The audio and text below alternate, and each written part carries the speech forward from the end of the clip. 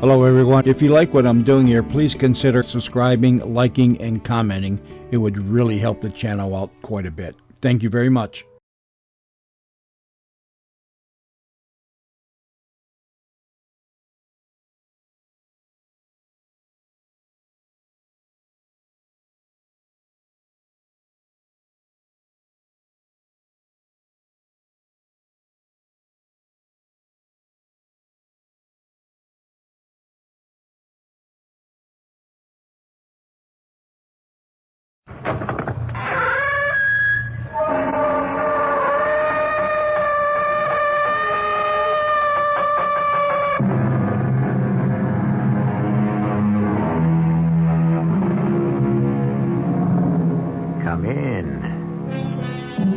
Welcome. I'm E.G. Marshall.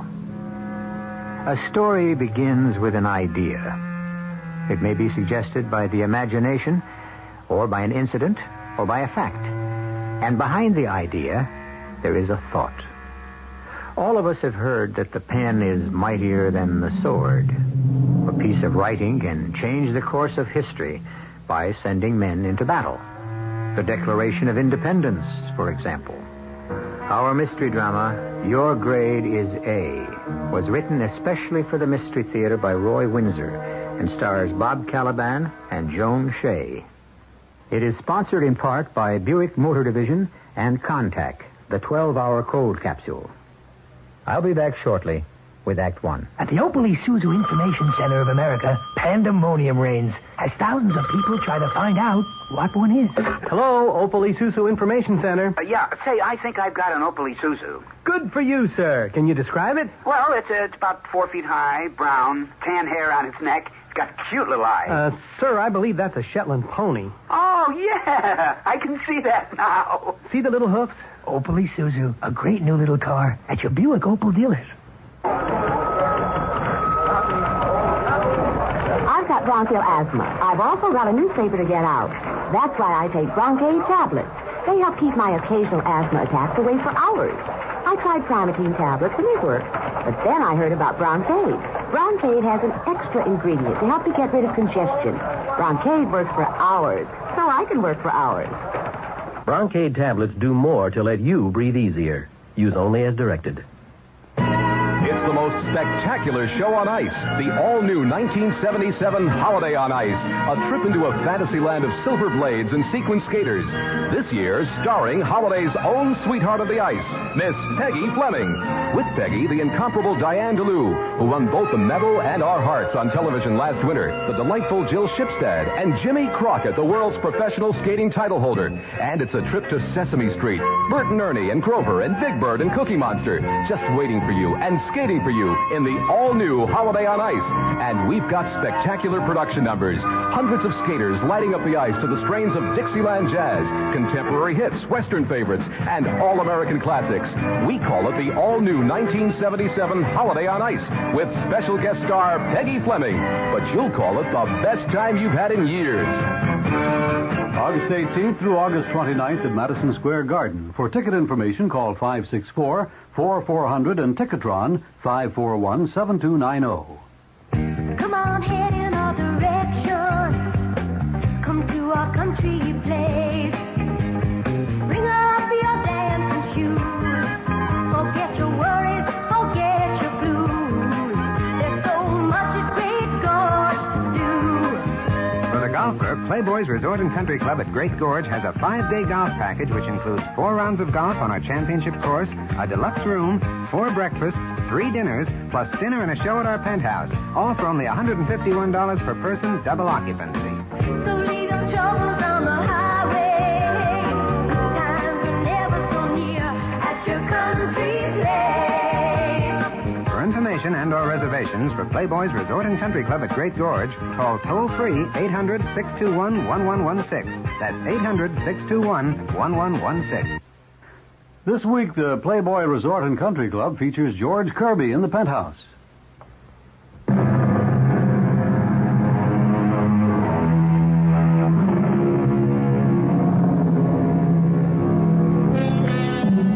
There are many good correspondence schools with conscientious instructors to match.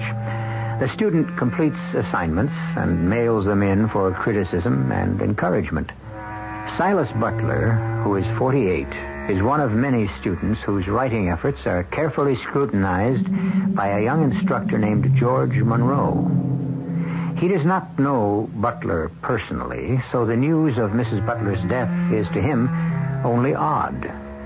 But to her close friend, Judith Palmer, it is tragic and bitter. Well, Kent? Now, don't take that tone, dear.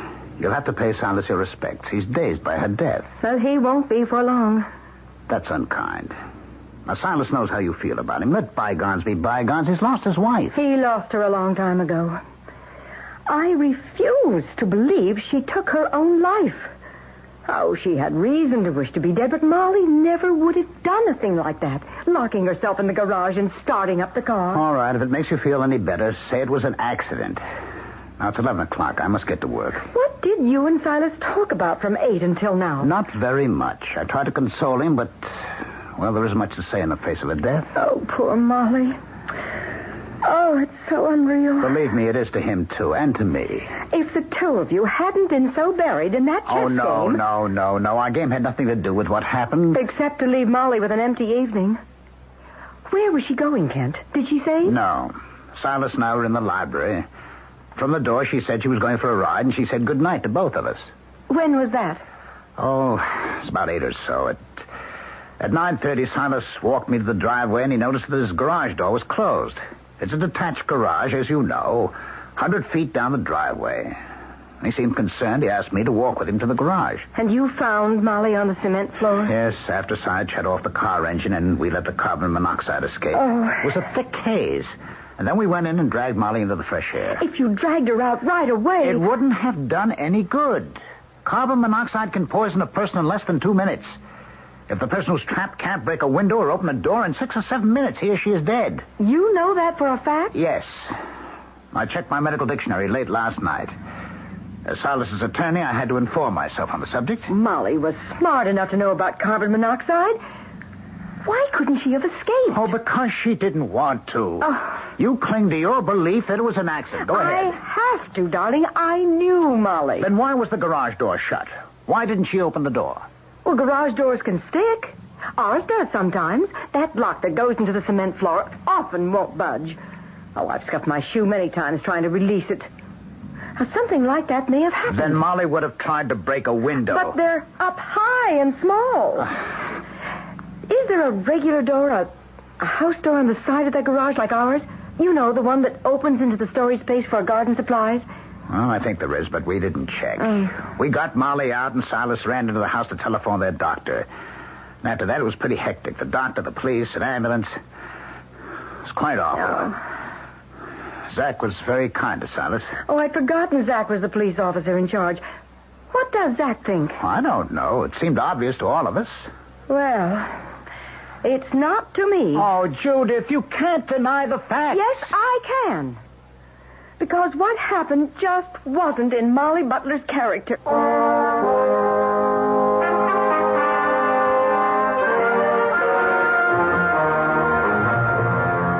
Please come in, Mrs. Palmer? Yes, Mrs. Kent Palmer. Yes, let me close the door. It can be noisy around here. Yes. Please sit down. Thank you. I'll come right to the point, Mr. Monroe. Silas Butler is a student of this correspondence school.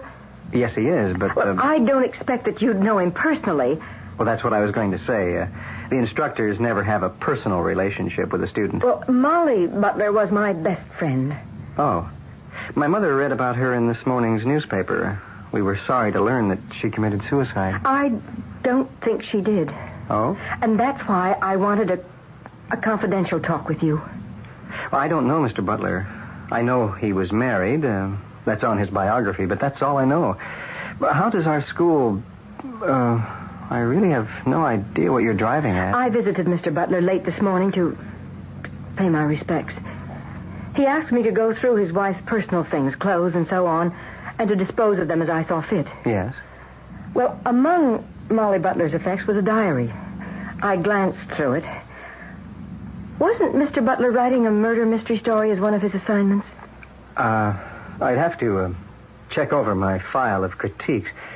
May I ask why you're interested in Mr. Butler as a writer? Well, I know that he was working on a murder mystery story. Molly Butler refers to it in her diary. For heaven's sakes. Why? Because the characters in the story and the story outline are taken straight from life. Well, that's true of much of what is written. We encourage students to write about what they know from real experience. I understand that, and it makes sense. Well, then? Molly had read her husband's story. It wasn't completed, and that's what had her frightened. I really don't follow you, Mrs. Palmer. Well, Mr. Butler's story about an ordinary, ambitious young man who marries a socially prominent girl. They have a son. The couple is happy together, and the mother thinks that the sun rises and sets on her son. And then he's killed. And that poisons the marriage. How did you know?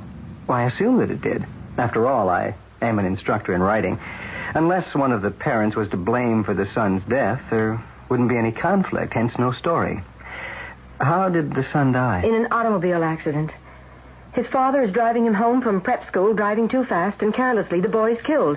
The father is injured, but recovers. And the mother blames the father. That's right. And that ended the relationship. I see. The story you're telling me isn't a story at all, is that it? That's it. It is the story of Silas and Molly Butler. And now Molly's dead. You're mentioned several times in Molly's diary, Mr. Monroe. In what context? Well, Mr. Butler had great respect for your encouragement and ideas. Had you exchanged thoughts about how the story ought to end? I think so. This is very odd, Mrs. Palmer. I've never had an experience like this before. Neither did Molly Butler. You see what I'm suggesting, Mr. Monroe? It's too fantastic to believe. Maybe, but I wish you'd think it over. I'm going to present it to my brother, Captain Zachary of the police department, to hear what he has to say. Because you're not satisfied with how Mrs. Butler died? No, I'm not. She was a very close friend. She's dead now. I owe it to her to find out how she died. Thank you for seeing me, Captain Zachary. Glad to. Come in, come in. Thank you. Sit down. My sister's already been here. Well, what do you think, Captain? Well, she's got a lively imagination, Mr. Monroe. Then you don't think there's anything to it? To what? You know, she never came out and said what she thinks. Of course, I didn't give her much of a chance. I was at Butler's house when the ambulance took his wife away, so my knowledge is firsthand. And you think it was suicide? Well, that or accidental death. I'd say the latter. Silas Butler would prefer that. Mrs. Butler was stretched out on the garage floor. Which means she got out of the car to reopen the garage door. Why had it closed? That doesn't make any sense. Well, it could have blown shut. But all garage doors can be unlatched from the inside. I know that, I know. I don't believe the door blew shut or that she tried to get out. Mrs. Butler, as you know from what my sisters told you, was an unhappy lady. So the verdict is suicide. Except for the fact that we found her on the floor. The explanation for that is that she closed the garage door, started the car in the dark, changed her mind, thought of escaping, then changed her mind again, and she took her life. Well, did Mrs. Palmer tell you what she'd read in Mrs. Butler's diary?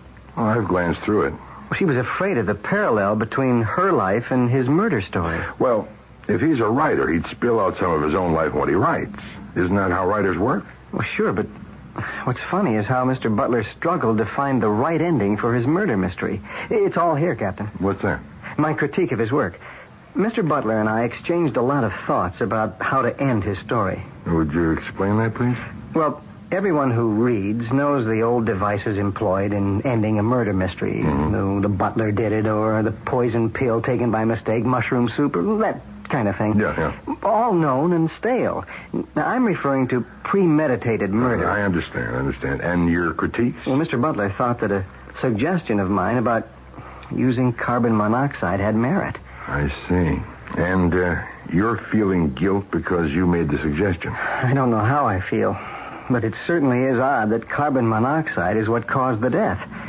Well, that's the poison he decided to use, and I suggested it. Well, did he indicate how he planned to use it? No, I didn't either. Yeah, it's a deadly poison, of course, and people are careless about it. You know, we have accidental deaths all the time because a person starts up his car with the garage doors closed or only partly open. You know, that gas works fast. I don't see anything sinister in Mrs. Butler's death. And I'm glad you don't. It makes me feel better. And my sister seems to think that Mrs. Butler's death wasn't suicide or accidental death. You know what's left. Yes. And that's a very serious implication. I know it. And I hope she's wrong. Look, leave your critique, huh? I'll see if I can make a matchup between your suggestions and what happened. But I don't like it. I know Silas Butler. I don't think he'd commit murder.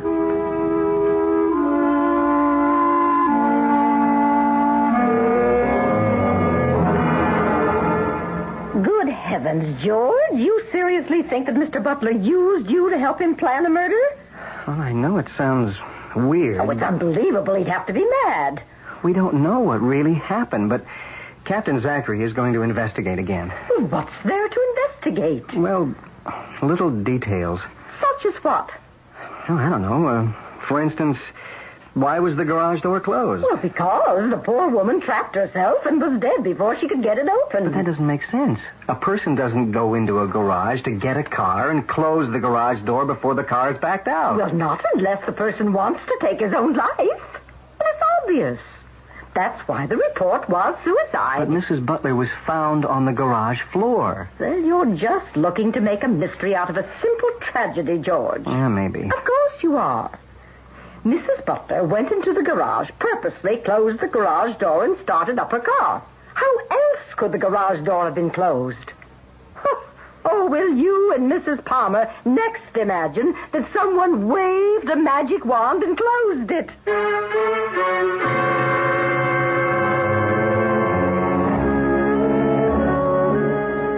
We began with the power of the pen. Plato's Republic created Western civilization, and some of Leonardo's reflections led to the airplane. But murder by correspondence? Or are Mrs. Palmer and the writing instructor, George Monroe, imagining the idea when the evidence does not support it?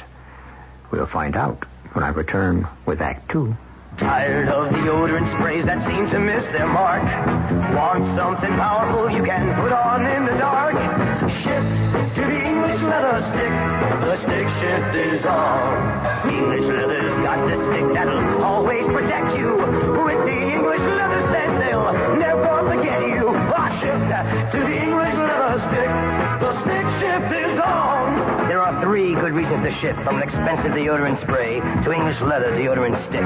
1, English leather goes right where you want it, so there's no waste. 2, it's concentrated to give powerful protection. But the best reason of all is right under your nose. The famous fresh, clean scent of English leather.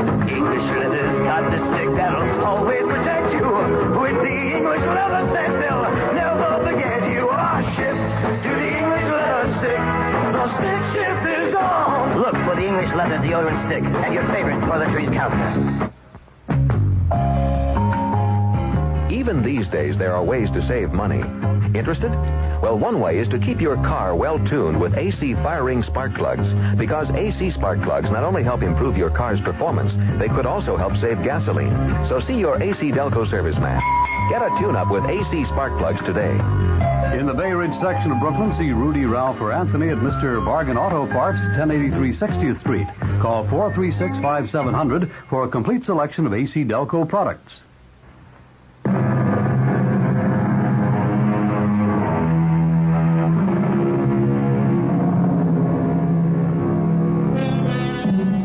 Mr. Longfellow said once that what a writer asks of his reader is not so much to like as to listen. That applies here. Silas Butler wanted his correspondence school instructor, George Monroe, to listen to his ideas for a murder mystery story. George did, and supplied him with a device, the use of carbon monoxide as the poison. Then Mrs. Butler died from carbon monoxide poisoning. But her best friend, Judith Palmer, is not content with the explanation of suicide or accidental death.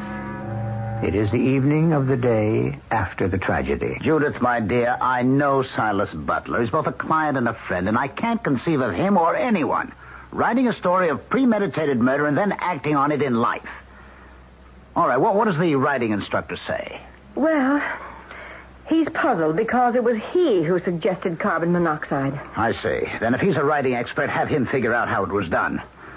I don't think he can, because the police are satisfied that Molly's death was, well, because you prefer it an accident. Why do you say I prefer it, Ken? You said so before. You can't imagine Molly taking her own life. Well, I can. She hasn't been a happy person since her son was killed. By his father? Oh, Judith, dear, please, don't say such a thing. Silas was speeding, and he and the boy had a serious accident. It does happen, you know. Silas loved his son. And you simply must not say that he killed him. That's unfair. Well, perhaps. But you know what their lives have been like since it happened. He was very depressed when I saw him around noon. Yeah. Well, I told him I'd stop by later this evening to discuss the funeral and other details. Oh, Kent, what will happen to him now? I'll find out. He's all alone. Yes, all alone. No accusing eye on him. Molly always looked at him that way. Silas Butler is not a criminal. Molly thought he was. Once.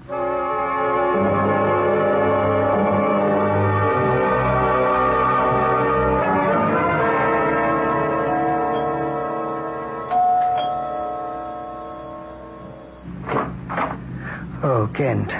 Come in. How are you, Silas? All right. You alone? Yes. Family arrives tomorrow. Molly's relatives. I've only got my mother. Let's sit down. You sure you're all right? Oh, yes. I'm still stunned. This will hit me later on, all its reality. Thanks for coming over. Judith stopped in about noon and took charge of Molly's things. I'm grateful to her. She's grief-stricken. Do you feel up to talking? Yes. What about you, Sanderson?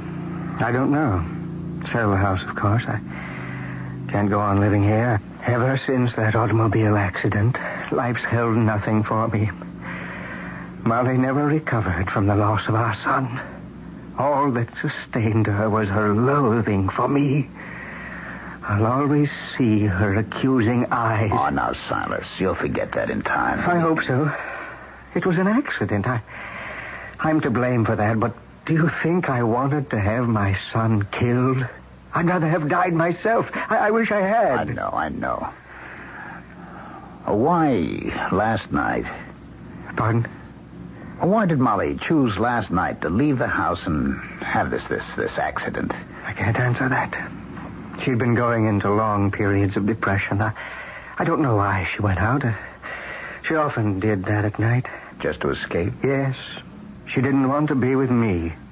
Well, did she object to our chess game? I don't see why she should have. Playing chess is a better way to spend an evening than most other ways. You thrashed me last night. Moving your knight to Queen Bishop 3 was a mistake, you know. Yes, I guess it was. Oh, you didn't think so at the time. You got up and walked over to the library window. I did? I forgot. Yes, you did. I wondered at the time why you left the chessboard, and I asked you. Don't you remember what you said? I can't say that I do. Well, you said it was checkmate and that the game was over. Even though I had a rook bearing down on your knight. Still, you moseyed over the window with an air as if you'd won the game. You do remember that, of course. Sort of, yes. Yeah, and then you looked out the window. What's that mean, Kent? Well, that was only a minute after Molly left the house. Isn't that right? Yes, I think it is. Why? Well, the library windows command a clear view of the garage at the end of your driveway. Yes. Was the garage door open? I don't think it was. If I thought anything, I'd have figured that Molly had already left. Why? Well, we should have investigated. How could we have anticipated any trouble? I've never given much thought to whether or not the garage door was up or down. Why should I have? Do you? No. Well, you got a point. Mine is that by the time I checkmated you, Molly was in the garage, dead.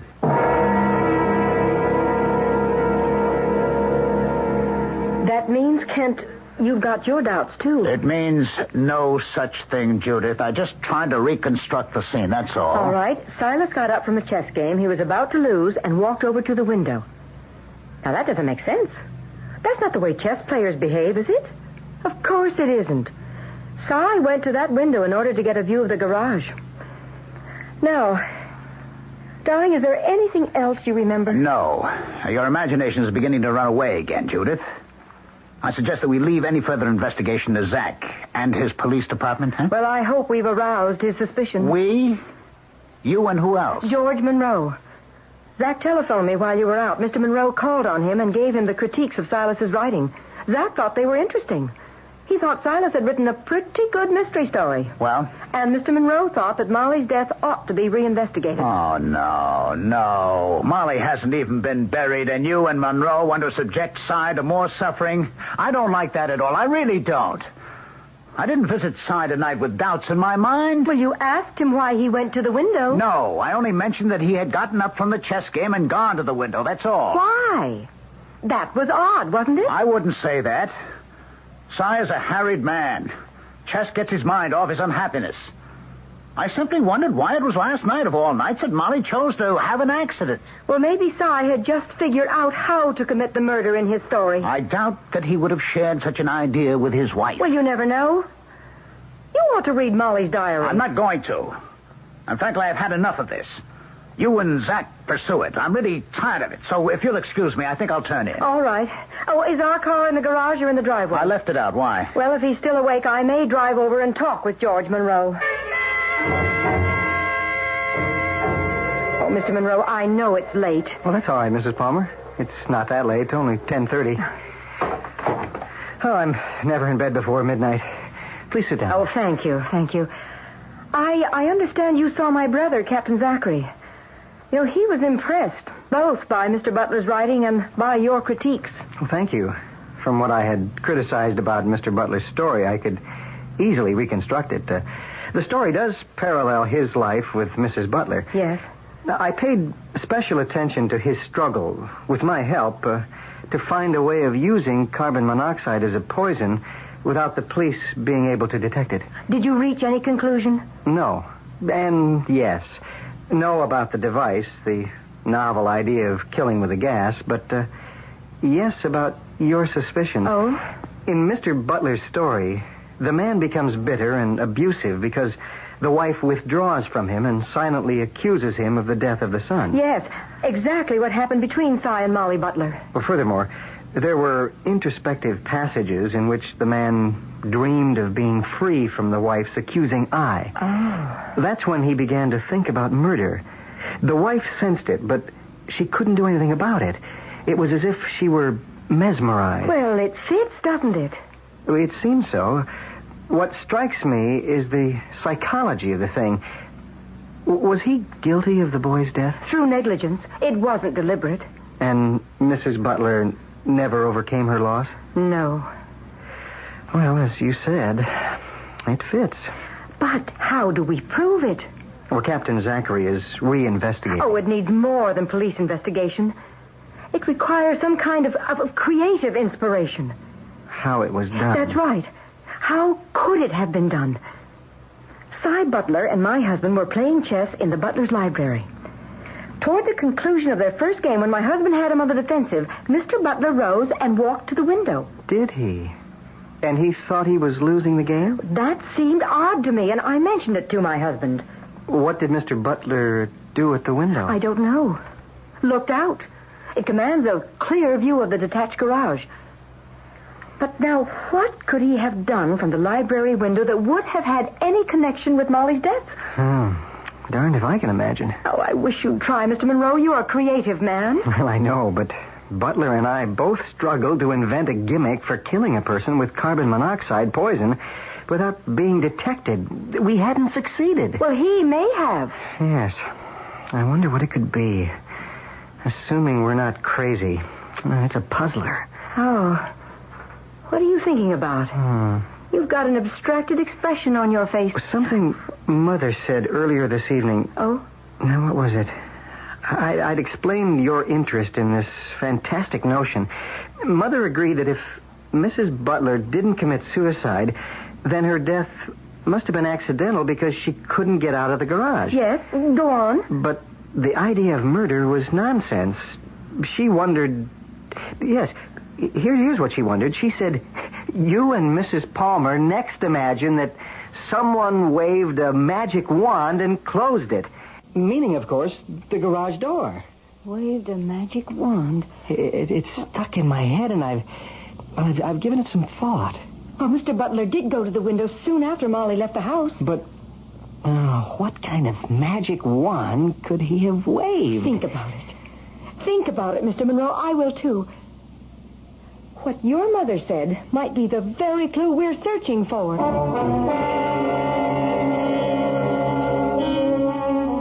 Judith Palmer has known Silas Butler for many years, and she knows him as a rather insolent man. We don't know that. With his friend, Kent Palmer, he seemed to be like any man suffering from a grievous loss.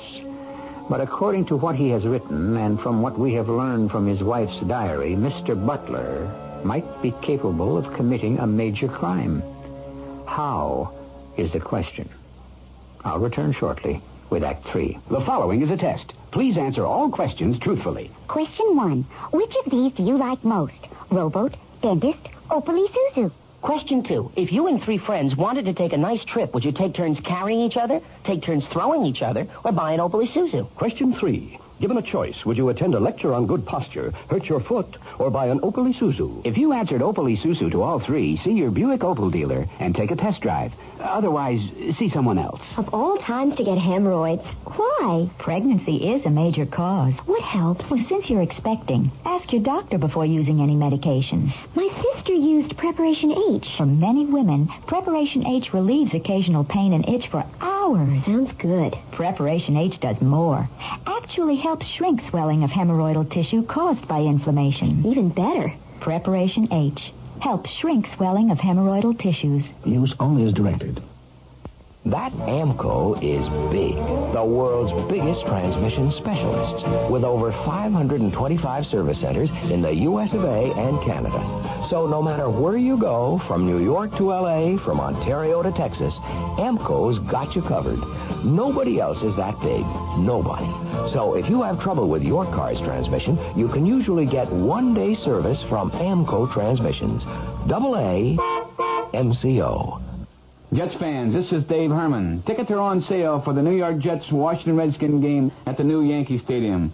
They are on a first-come, first-served basis. You can order them by mail, but do it now by writing the Jets ticket office at 598 Madison Avenue, New York, zip 10022. Or you can go to the ticket office and pick them up in person. They are also available at all Ticketron outlets. And if you're going out to the stadium for the game, take WR Radio along and double your fun.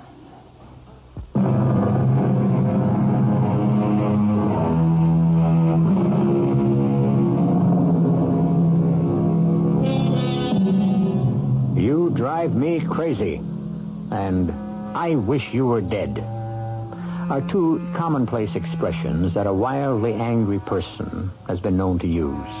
They're not meant to be taken literally. They sum up a condition that is unbearable and a wish to be realized. Apologies usually follow. Both sentences, however, seem to apply to Silas Butler. His wife's silent accusation was driving him mad, and he may have wished her dead. It's the next morning. George Monroe again is seated opposite Captain Zachary of the police department. Good morning, Captain. Good morning. My sister telephoned that she'd seen you again. Yes, were my critiques helpful? Yeah, very. Butler writes well. That's a sad story he tells. You can understand from the character in the story that he would commit murder. Yeah, well, maybe. You never know about a murder. Most murders just occur. A person loses his temper, goes crazy, but a premeditated murder, well, that's pretty rare. Well, I agree. As a writer, it comes down to motive. In his story, Mr. Butler's character does have motive. Yeah. May I make a couple of suggestions? Sure, go ahead. Well, talk to Mr. Kent and to Mr. Butler and ask them to recall everything they can about their chess game. You mean about Butler walking to the library window? My sister mentioned that. Anything else? Take another look at the diary. There may be a clue there. Why? You think she may have anticipated her death? She might have. Anything else? Well, it's this foolish idea I have because my mother said something about waving a magic wand. Uh-huh. There could be something to it. Yeah, sure. If we can find the magic wand. Any ideas? Offhand, no, but would it be improper of you to ask Mr. Butler if he'd had any repairs made recently to his house? Such as what? I don't know, but if I wanted to trap someone in a garage with an engine running, I might dream up some gadget that would close the garage. Uh-huh, I see. Well, a lot of homes have posts by their driveways. You stop your car, push a button, the garage door opens or closes. Yes, that's the kind of thing I mean. And if the garage has a button which does the same thing, it opens or closes the garage. Do you know if the Butlers had that kind of device? No, but I'll find out when I examine the garage. That's a good suggestion, Mr. Monroe. That is, if we're going to pursue the murder idea. Well, don't you see any validity to it? It's possible, but don't be disappointed if our original verdict holds. Mrs. Butler killed herself, or she died accidentally.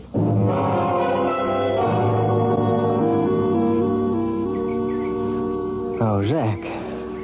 Come on in. No, let's stay out here, huh? Well, how are you, Si? Still dazed, but having the family around helps. Molly's relatives arrived an hour ago. When's the funeral? Tomorrow at 11. Anything special you wanted to see me about, Zach? No. Just wanted to ask you if I could look around the property. Of course.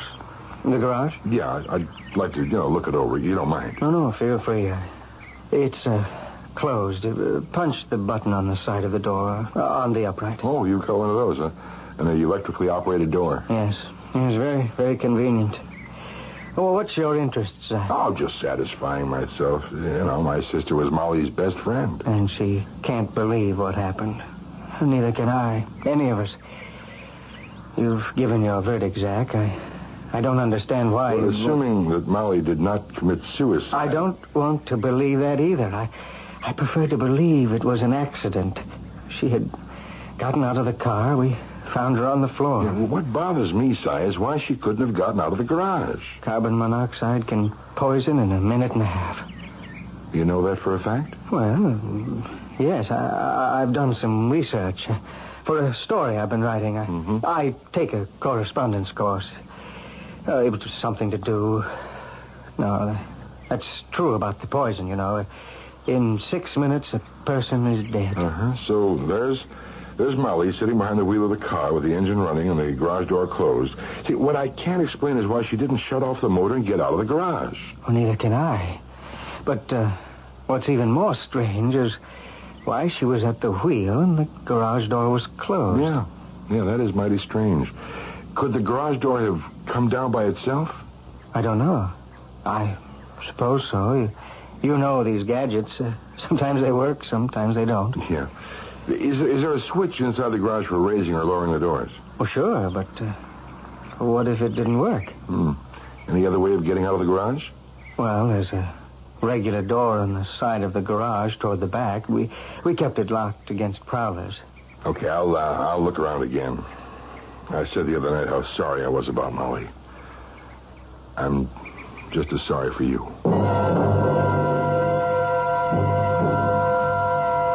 But why in the world do you want to know the name of the Butler's carpenter? Or electrician, Judy. Either one. Well, it may be mentioned in Molly's diary. You returned it to me. Let me look. Zach, you're being very mysterious. Well, you want me to reinvestigate the death? Well, this is part of it. The garage is electrically controlled. Of course, now I remember. It was modernized about 2 months ago. But what does that have to... Oh, here it is. Yes, Mr. Day did the work. Molly writes here that he installed an overhead door and... Yes, it works by electricity. Push a button and it operates. And there's another switch on a post at the entrance to the driveway. Or there was. They had it removed. Yes, it was an attractive nuisance. Children used to punch the button just for fun. The door was always going up and down. Mr. Day was the carpenter.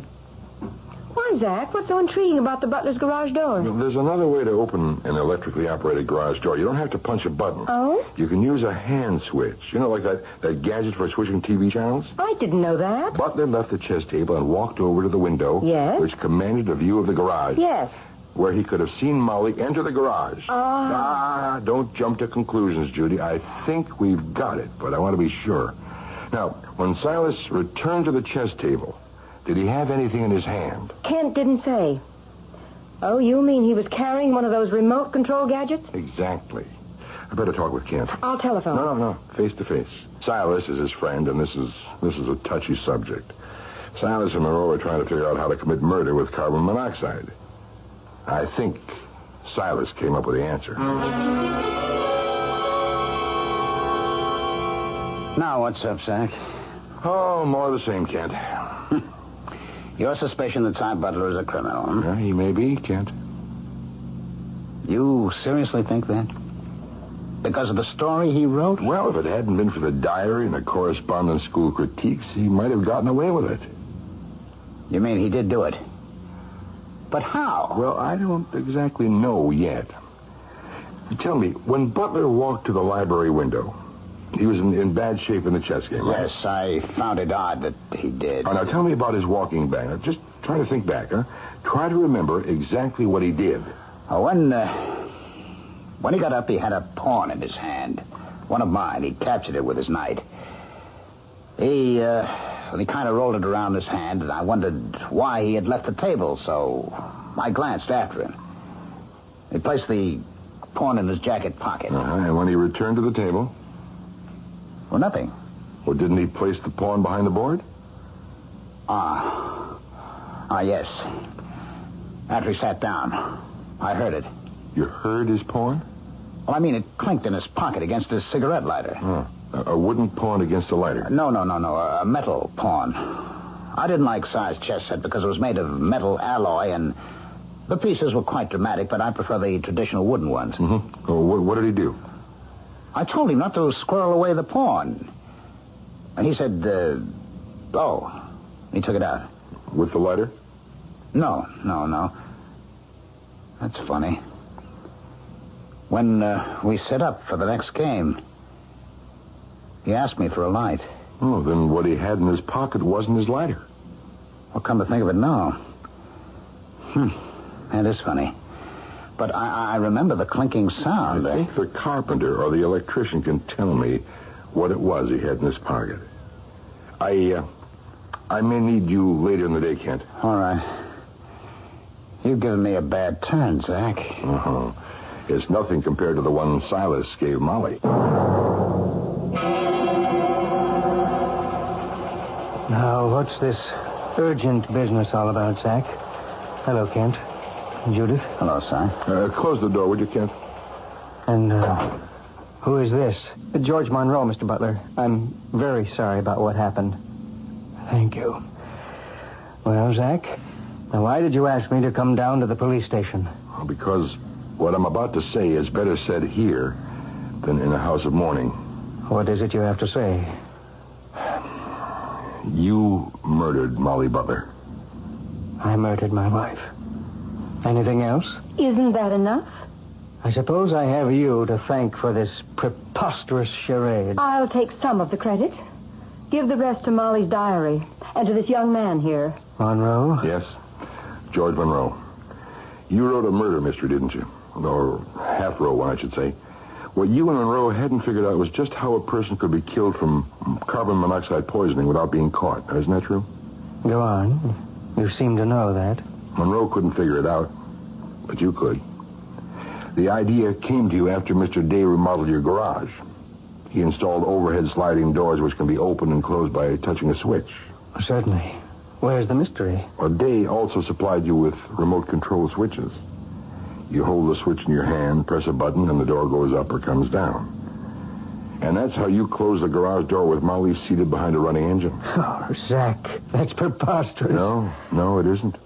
Not for a rejected man. You came to hate Molly. Because she hated me. And you murdered her. You closed the garage door. She could have opened the door by pressing the button on the inside. Not if you held down the close button and neutralized her switch. And that's what you did. Kent, how long was he at that window?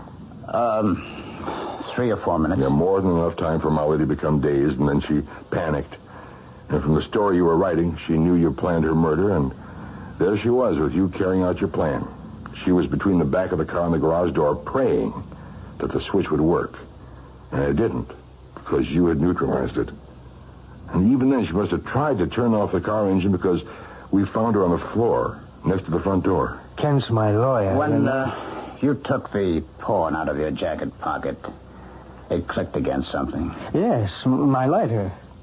Then why didn't you use it to light a cigarette instead of borrowing a match from me? Because you didn't have your lighter, Si. That pawn clicked against your remote control gadget. And let's not overlook the garage side door. You had locked it. And don't repeat that the door was never used. It was used all the time because it opened in on Molly's garden supplies. Anything more? Molly didn't have the remote control switch with her. Had you told her it had been mislaid? You can't prove... Oh, yes, I can. Yes, I can, Si. Your own story. Your talks with Mr. Day about the use of the hand remote switch. And Molly's diary.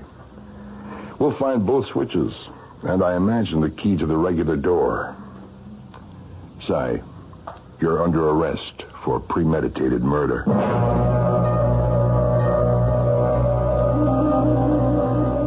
Perhaps you guessed just how Silas Butler almost got away with murder. But what a strange way for him to get caught. A piece of writing undid him.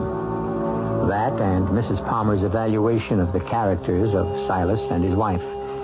And although Butler, in his way, was a tragic figure, murder is an intolerable offense.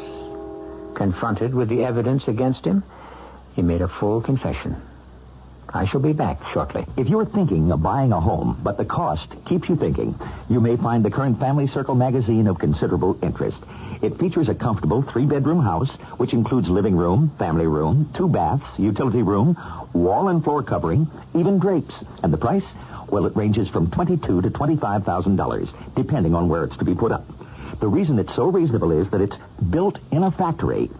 Family Circle lists 50 locations across the country where this very attractive home can be inspected. Now, for those in need of a bit of body rebuilding, the issue offers Jack LaLanne's 9 best spot exercises. There's the fencer's lunge to firm thighs and hips, the chair push-up for arms, shoulders, and chest. A simple 20-minute per day program to keep us in shape.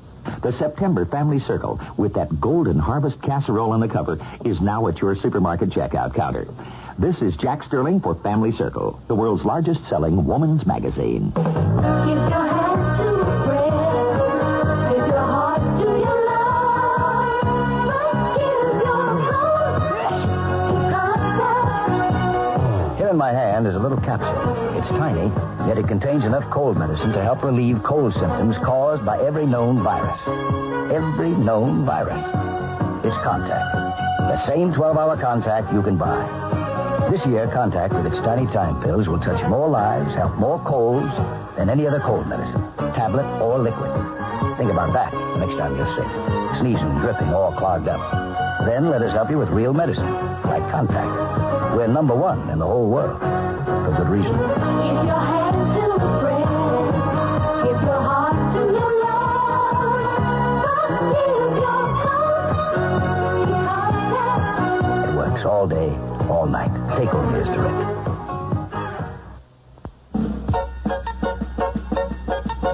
Glorious cheese, what could be more delicious? More fun to eat, so good and not delicious. And America spells cheese, K-R-A-S. Glorious cheese, glorious cheese. Have some glorious cheese. Have some more cheese whiz, I say. Have regular cheese whiz or pimento or garlic onion or jalapeno pepper or nut sweet Swiss flavor. There are 5 of the handiest cooking helps you can buy.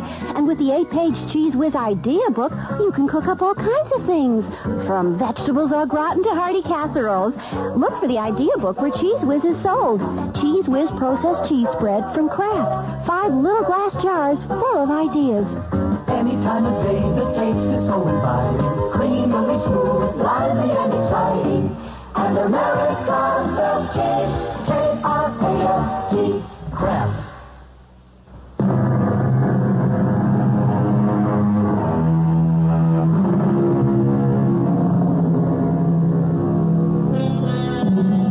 We've come full circle with the quote about the pen being mightier than the sword.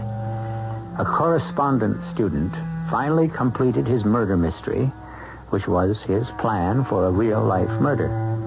A diary, an imaginative young instructor, and careful police investigation combined to rob Silas Butler of his perfect murder and of his life. Our cast included Bob Caliban, Ralph Bell, Joan Shay, and Joe Silver. The entire production was under the direction of Hyman Brown. Radio Mystery Theater was sponsored in part by Contact, the 12-hour cold capsule, and Buick Motor Division. This is E.G. Marshall inviting you to return to our Mystery Theater for another adventure in the macabre. Until next time, pleasant dreams. The preceding program is furnished by CBS Radio. This is WOR New York.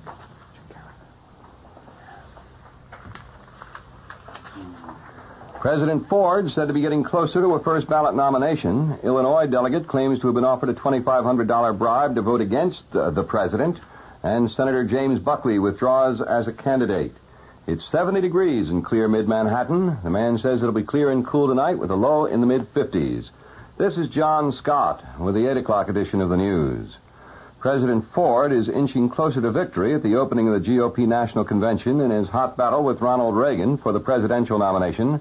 And an Illinois delegate says she was offered a $2,500 bribe to vote against the president on a pivotal rules proposal strongly backed by Governor Reagan and for which his strategists have been seeking maximum support.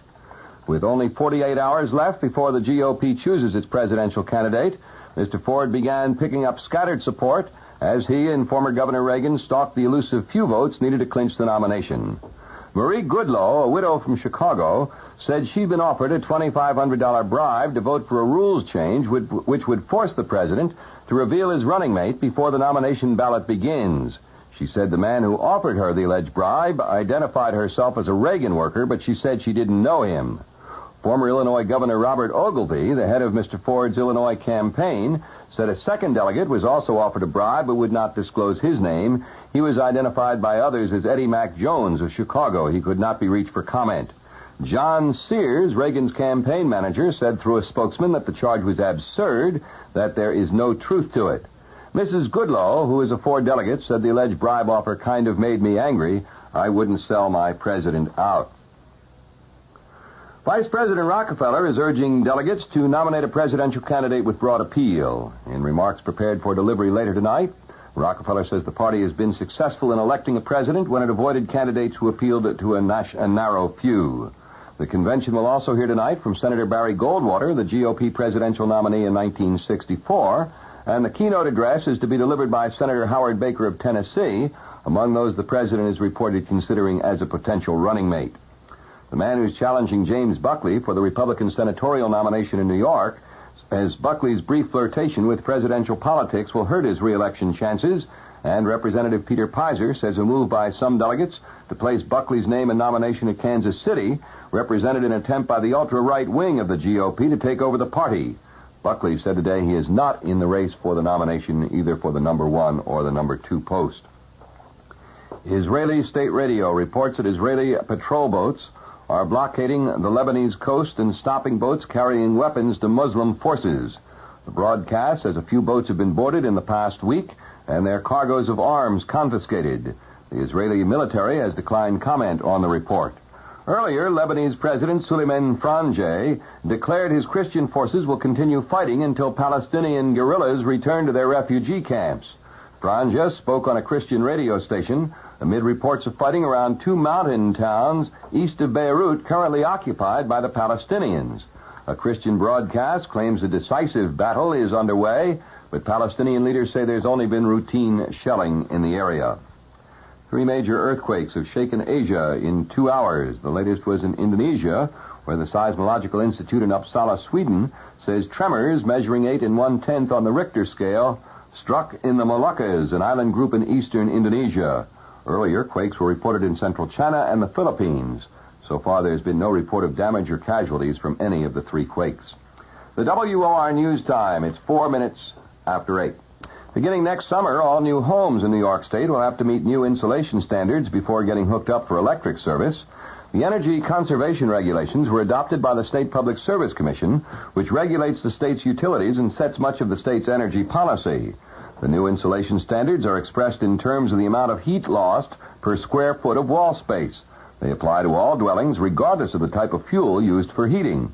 The standards are similar to those already adopted for homes heated by natural gas. Meanwhile, Con Edison has announced a program approved by the Public Service Commission which will allow the utility to advance up to $800 in loans to homeowners who wish to insulate their houses. The PSC says this makes very good sense in view of the energy shortage. A prisoner who escaped from Albany Medical Center Hospital today and later holed up in a house with a hostage surrendered himself 3 hours later without incident. The prisoner has been identified by authorities as 22-year-old Harry Wilson of New York City, who is serving a murder sentence at Great Meadow Correctional Facility in Comstock in Washington County, New York, when he was brought to the hospital about 3 weeks ago for treatment. Authorities said he made his escape from a shower while a guard was otherwise occupied. Another male hostage who earlier had escaped from Wilson, identified only as Richard Coons, said the man had been armed with a knife. An unidentified woman also left the house, witnesses said. Wilson appeared from time to time at a window with a knife in hand as police surrounded the house. Karen N. Quinlan's father says that after deciding to disconnect the machine which he believed was artificially keeping his daughter alive, the hardest part of the ordeal was the court fight to make the decision stick. The case of the 22-year-old Landing, New Jersey girl, who doctors said would never regain consciousness, resulted in a landmark state court decision defining the conditions when a person may be allowed to die. The ordeal of Karen's parents during the months of court wrangling while their daughter lay helpless in a hospital bed is recounted in the current issue of McCall's magazine. Now I'll have the weather and the top of the news coming up in just a moment.